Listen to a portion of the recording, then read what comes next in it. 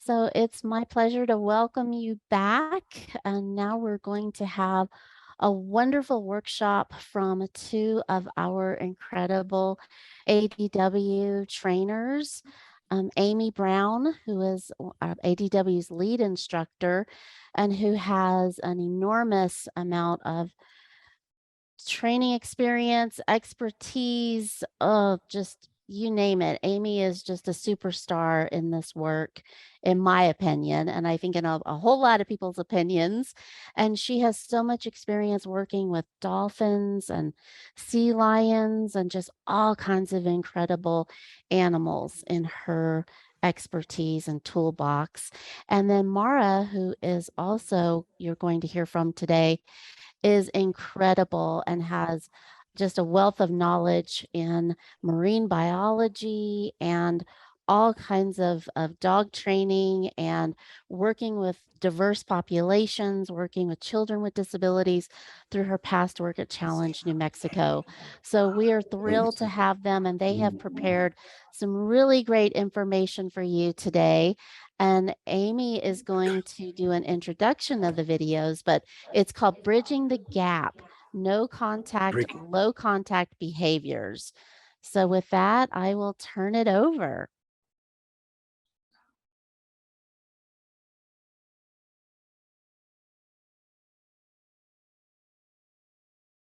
This year's training presentation is to show you how to shape activities that provide emotional regulation, physical coordination, and interactive skills with your children.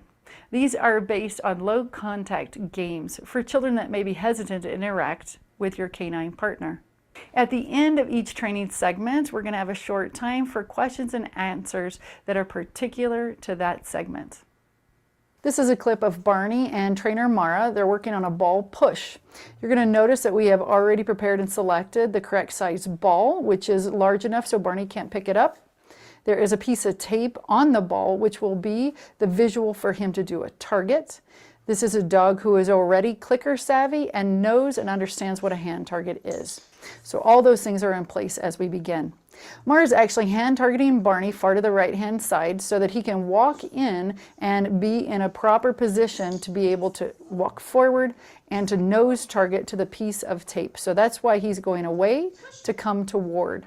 She will sometimes tap the ball in order to get him visually to notice that piece of target, and she will click when the nose hits the ball. That piece of tape is a little bit lower on the ball so that whenever he targets to it, the goal is that the ball is going to roll forward rather than having the piece of tape too high up where it would just push the ball into the ground. So you'll see that each time she's setting him up by bringing him up away to let him walk toward. And then you saw a big hurrah moment right there. That was great. He's getting a clicker. He is receiving food reinforcement and sometimes a nice party like that. All right, so now Mara went from bending down to standing up. So that's a little approximation. And in order for her to keep the ball from rolling, she's using her foot as a stabilizer. So she's giving him a little less information so that he is working on his own drive to touch that. That was a good one. See it moving forward and you'll see your reward. Now we're going to take it a step farther. You have two noodles, swimming pool noodles that we're using. That's going to be a channel. So she's going to set it down on the ground. She's still moving him away. And it's really important that he comes in at the correct angle so that the ball will be rolled the correct direction. So you'll see that she'll be setting him up for that. Now he's doing right there a nice free target, meaning she wasn't stabilizing it at all with her hand or her foot.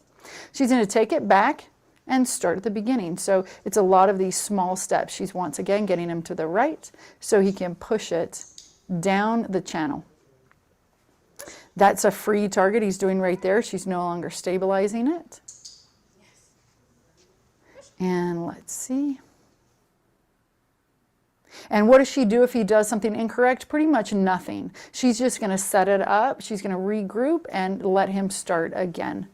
So we don't have to worry about any kinds of no's or don'ts. You'll just see her set it up again. All right, so he has to be pretty consistent on this part. The next thing that you're going to notice in a moment is she's going to add in a little bit of stimulus control. That means that she's going to ask for either a sit or a down. And this is so that he's not moving and she can set the ball up. So whenever he walks toward it, he's got the correct angle and actually a little bit of power behind it to be able to push the ball forward. So stimulus control is going to be where the dog itself is doing a behavior where he's not moving, and then he can walk forward with it. So that's what you see added in there a little bit. All right, she's getting him separate from the ball. And there's a nice little push right there. When do you add in the push cue?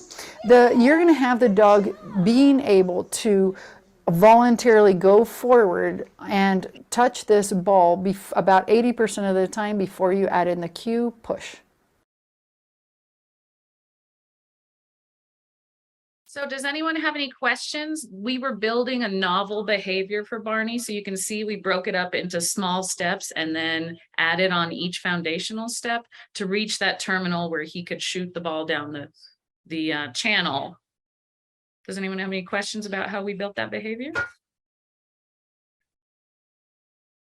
I would say one of my questions that people might know or not know is they're going to say, how does a dog know what to do because you're not telling him what to do? So people mostly, whenever they first start training, are thinking that it's the cue that's going to drive the behavior. So how does Barney know what to do unless you tell him push?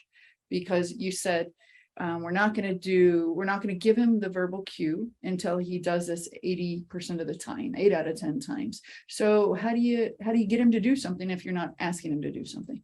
Well, if you think about it, these dogs don't, for us, language is primary. So we're waiting for the cue or the command of sit, down, go. But to the dog, it just sounds like gobbledygook. It doesn't sound like anything. So those words mean nothing until we attach a behavior to it. So we want to get the behavior strong before we attach a word to it. So then they can make that association. All right. Any questions do we have, Kayla?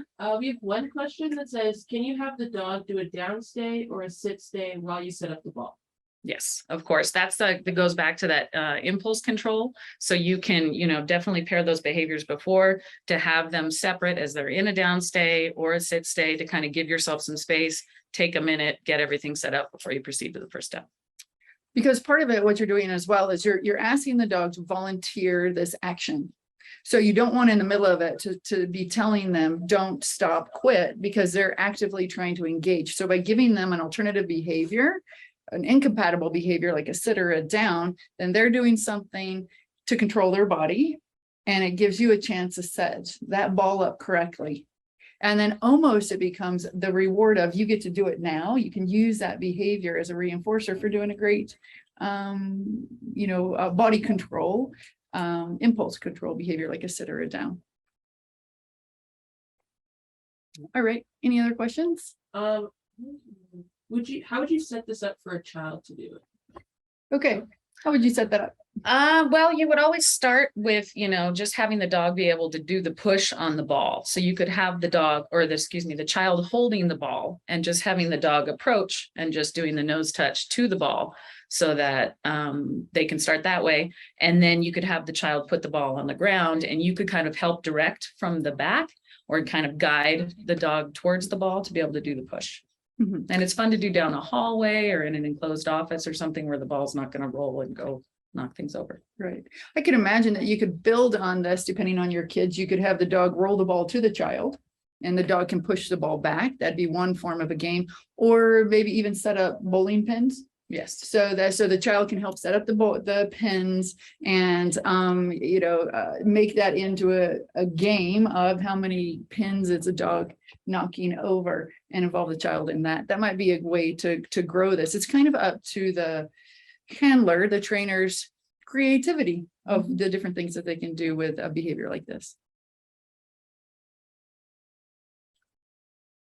All right, so we're going to move on. We have a series of videos. So what we're going to be doing is we are showing a video and then we have some time for questions and answers. So we're going to move on to our next video segments. If you have any further questions, you can continue to write them in and we'll make sure to get to those at a later time.